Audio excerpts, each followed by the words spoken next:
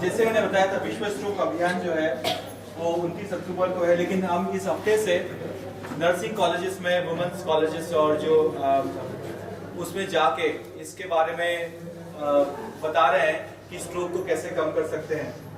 तो स्ट्रोक के ये महत्वपूर्ण क्यों है, क्यों स्ट्रोक के बारे में जानना चाहिए, अधरंग अटैक के बारे में क्यों जानना चाहिए। तो 6 सेकंड में एक आदमी स्ट्रोक की वजह से मौत हो रही है, हर 6 सेकंड में दुनिया भर में, और हर सेकंड में एक आदमी को स्ट्रोक हो रहा है। तो उसका मतलब है कि स्ट्रोक एक बहुत गंभीर बीमारी है। और दूसरी चीज में अगर आप देखेंगे कि भारत में अभी इस समय 1,70,000 लोगों को ये नया स्ट्रोक हर साल होता है, और 3 करोड़ लोग हैं जो अभी स्ट्रोक से प्रभावित हैं और विकलांग हैं, क्योंकि स्ट्रोक ऐसी बीमारी है जो एक बार हो जाती है तो कुछ लोग पूरी तरह से ठीक हो जाते हैं और कुछ लोग जो है लगभग एकदम 100 में से 20 लोग ही वापस अपने काम पे जा सकते हैं। तो ऐसी गंभीर बीमारी के बारे में हमें जरूर जानना चाहिए।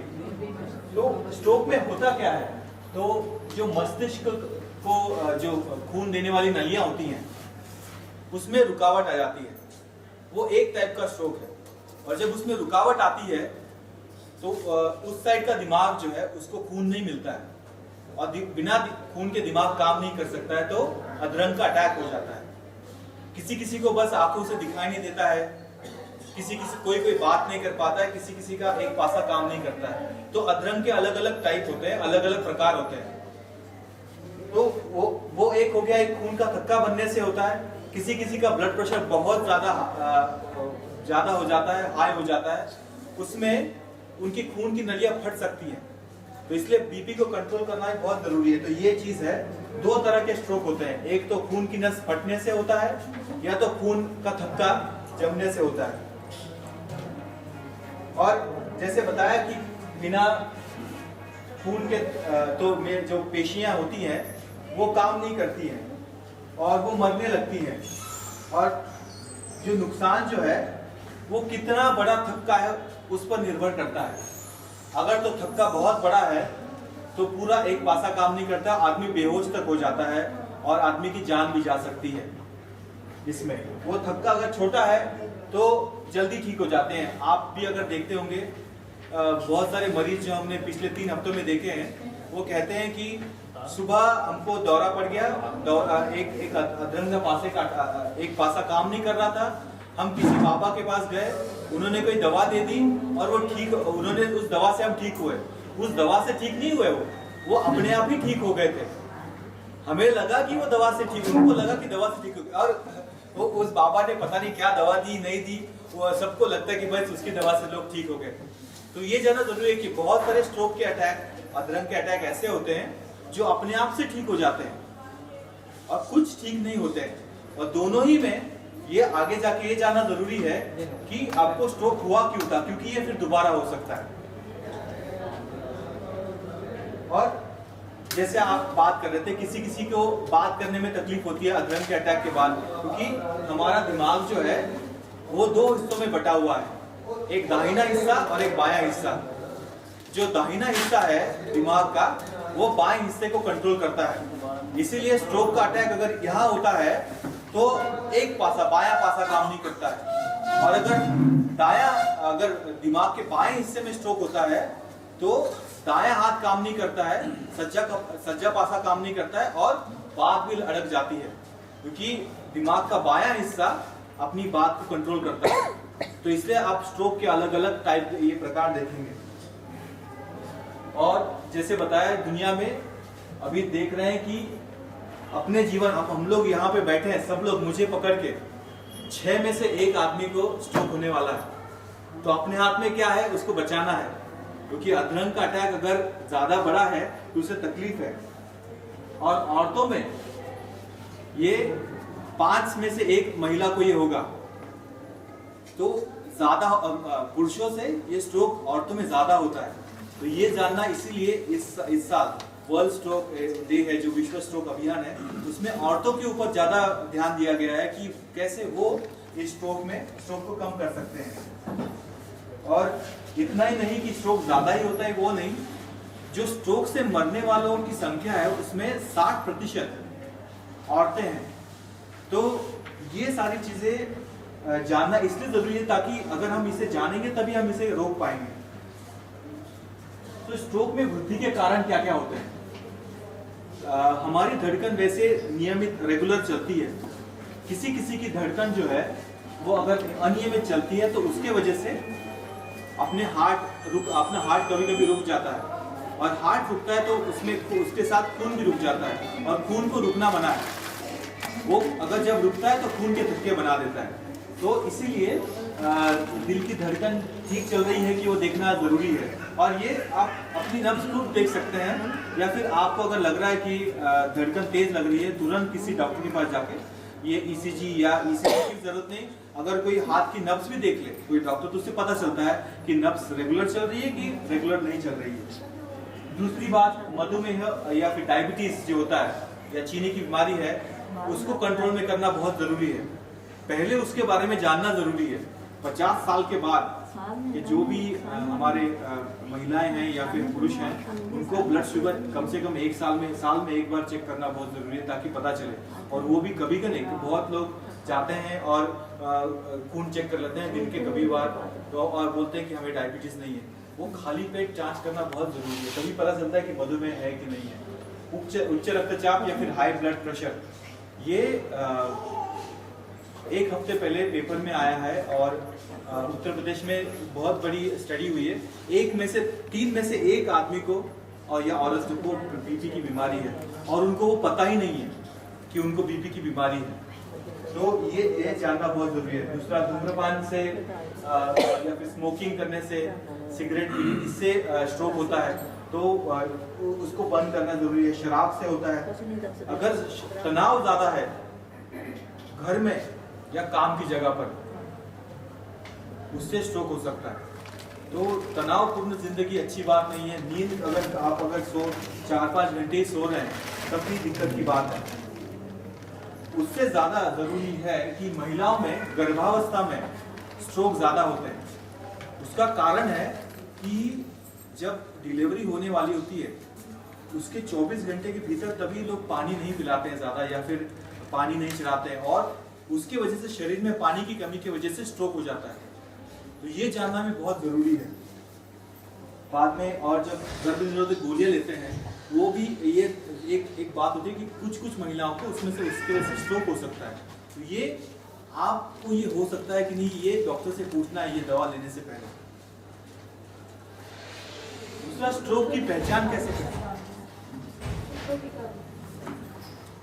दूसरा, ये स्ट्रोक की पहचान कैसे कर सकते हैं कि हमारे गांव में या पिंड में और हमारे घर में अगर किसी को हो जाता है, तो ये 4 लक्षण है, ये जानना जरूरी है। पहले तो उस आदमी का चेहरा दिखना चाहिए, और ये देखना है कि चेहरे का कोई एक पासा ठीक से काम कर रहा है कि नहीं कर रहा है।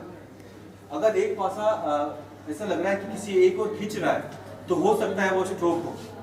दूसरी चीज, हाथ, बस एक आसानी से ये देखना है कि दोनों भी हाथ ठीक से उठा पा रहे हैं कि नहीं उठा पा रहे हैं। अगर एक हाथ नहीं उठ रहा है इसका मतलब वो स्ट्रोक हो सकता है। तीसरी बात जो है, वो बोल कैसे रहे हो, अगर उनकी भाषा ठीक नहीं है तो वो स्ट्रोक हो सकता है। और स्ट्रोक की सबसे ये बात होती है वो अचानक होता है।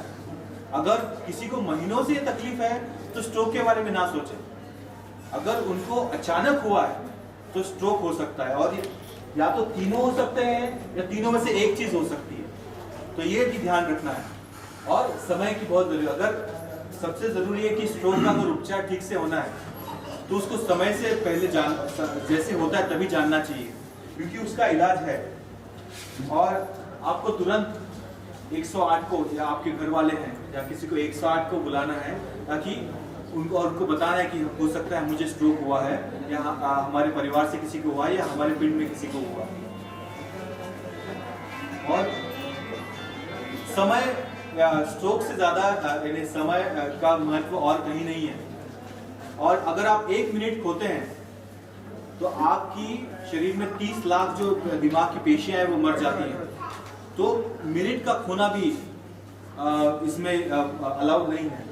1 मिनट भी अगर खोते हैं, इसलिए अगर आप समय खो रहे हैं इसका मतलब है कि दिमाग की पेशियां जो है वो भी अंदर मर रही हैं। तो और इसका उपचार जो उपलब्ध है वो पहले 4.5 घंटे में ही है। अगर आपको लगता है आपके क्या कि स्ट्रोक हुआ है किसी को, तो वक्त नहीं गंवाना है, तुरंत उनको अस्पताल भेजना है। ऐसे अस्पताल भेजना है जहाँ पे सीटी स्कैन होता हो, जहाँ पे ये एक थ्रोम्बोलिसिस थेरेपी है जो खून के थक्के को पिघला सकती है। ऐसे अस्पताल उनको भेजना है। और ये थ्रोम्बोलिसिस है क्या?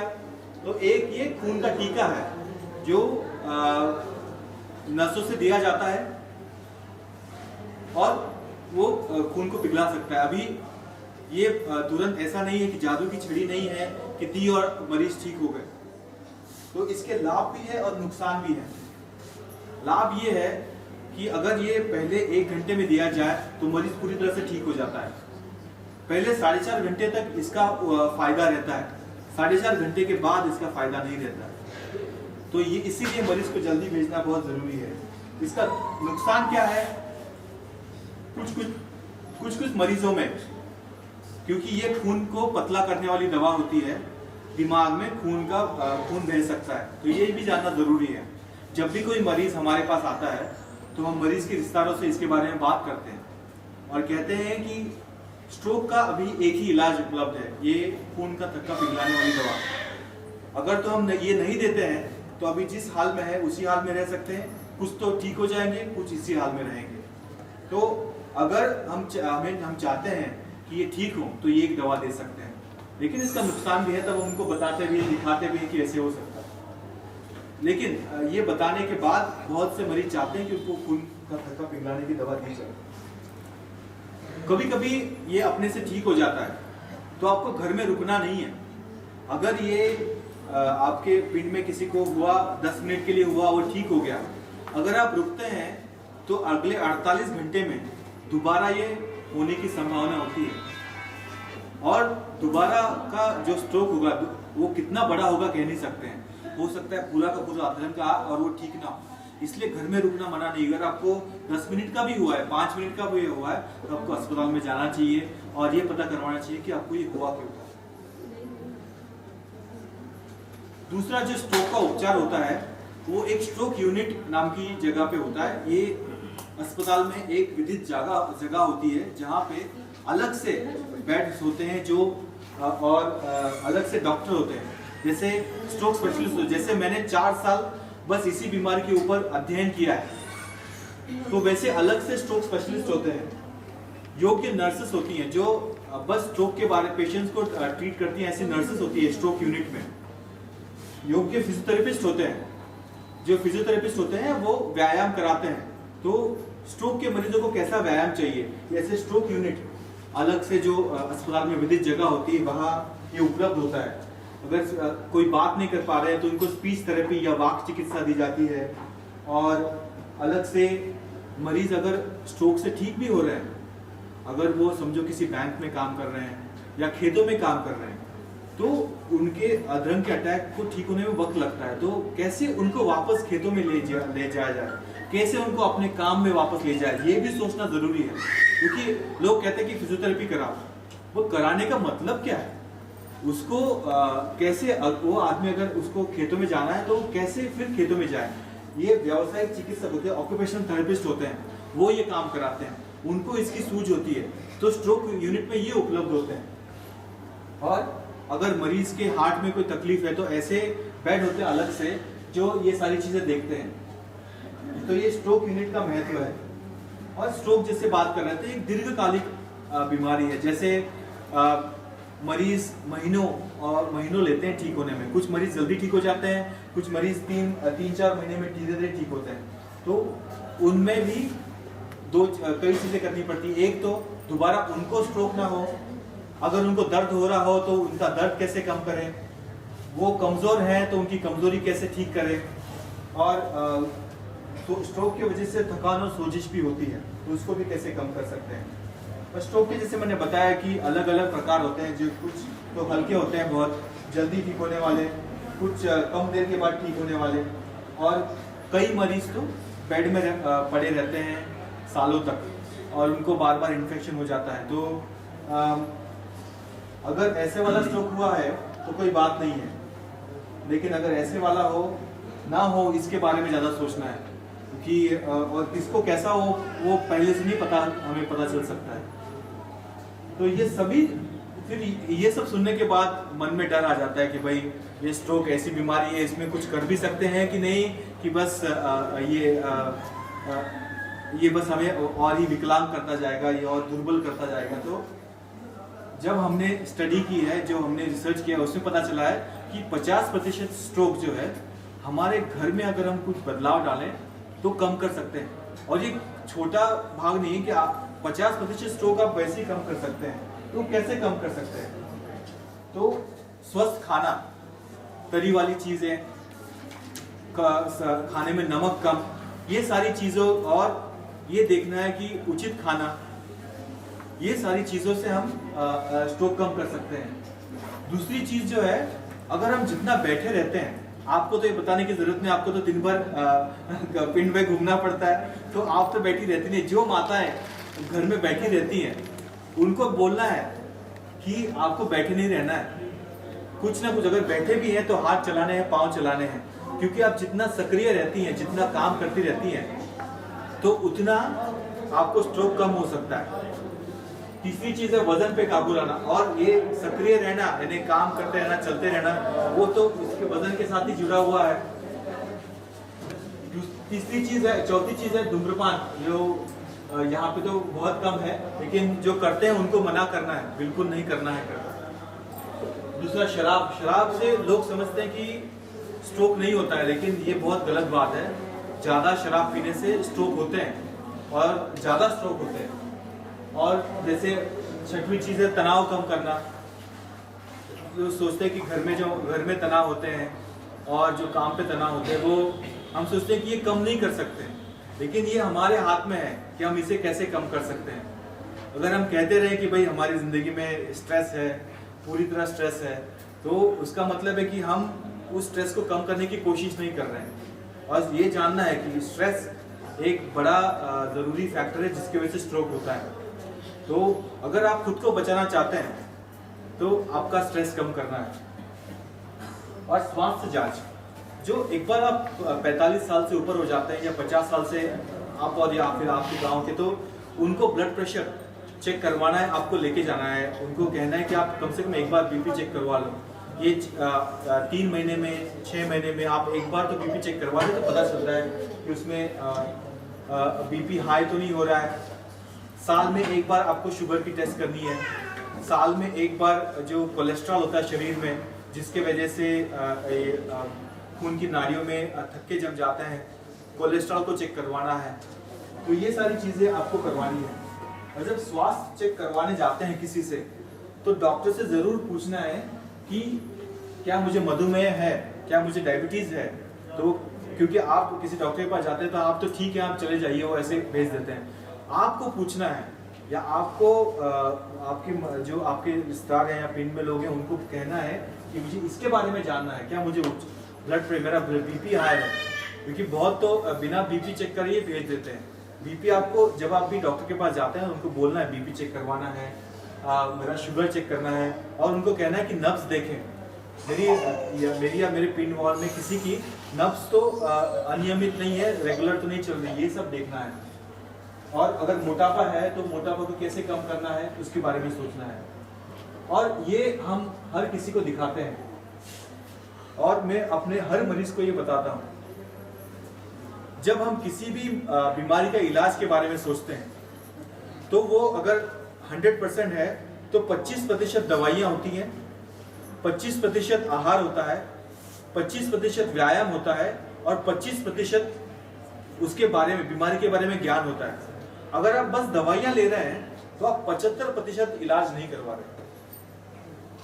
ये जानना बहुत जरूरी है, क्योंकि हम सोचते हैं हाँ डॉक्टर ने दवाई लिख दी, हम ले लेंगे, ठीक हो जाएंगे। ऐसा नहीं होता है। आपको उसके बारे में जानना है। अगर आप जानेंगे तो आप उसको और रोकथाम अच्छे से कर पाएंगे, और आप डॉक्टर को भी पूछ पाएंगे कि भाई मेरा बीपी तो थोड़ा हाई है, आपने दवा क्यों नहीं बढ़ा रहे हैं। तो फिर वो भी ऐसे नहीं होगा कि उनके पास 100 मरीज होते हैं, आपकी दवाई लिख के और भेज दिया, तो वो नहीं होना चाहिए। ठीक है। तो इस लड़ाई में, स्ट्रोक की लड़ाई में हम सब साथ हैं। अगर हम चाहते हैं कि समाज में स्ट्रोक कम हो तो हम सबको साथ चलना है। तो ये विश्व की एक आवाज़ होनी चाहिए। सारे जग में स्ट्रोक नंबर 1 का कारण है जिसकी वजह से लोग विकलांग हो रहे हैं, तो इसलिए हमें उसकी रोकथाम करना बहुत ज़रूरी है। तो आखिरी में जाते हुए संदेश क्या है, तो स्ट्रोक का इलाज है और स्ट्रोक की रोकथाम है। इलाज में ये है कि 4.5 घंटे के अंदर अस्पताल में पहुंचना है। जिस अस्पताल में सीटी स्कैन हो, जिस अस्पताल में स्ट्रोक यूनिट हो और जिस अस्पताल में थ्रोम्बोलिसिस की जाती हो, ऐसे अस्पताल में मरीजों को भेजना है। और उसकी रोकथाम कैसे कर सकते हैं, तो स्वस्थ खाना, सक्रिय रहना, वजन पर काबू करना है और धूम्रपान, शराब को बंद करना है और तनाव शरीर में कम करना है और स्वास्थ्य की जांच करानी है। तो ये चीज़ें हैं और ये चीज़ें अगर हम करते हैं तो हम समाज में स्ट्रोक कम कर सकते हैं। सुनने के लिए आपका धन्यवाद और आप सवाल पूछ सकते हैं।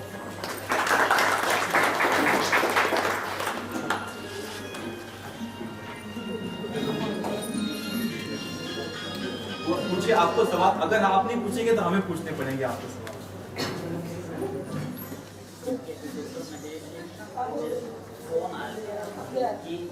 या फील्ड से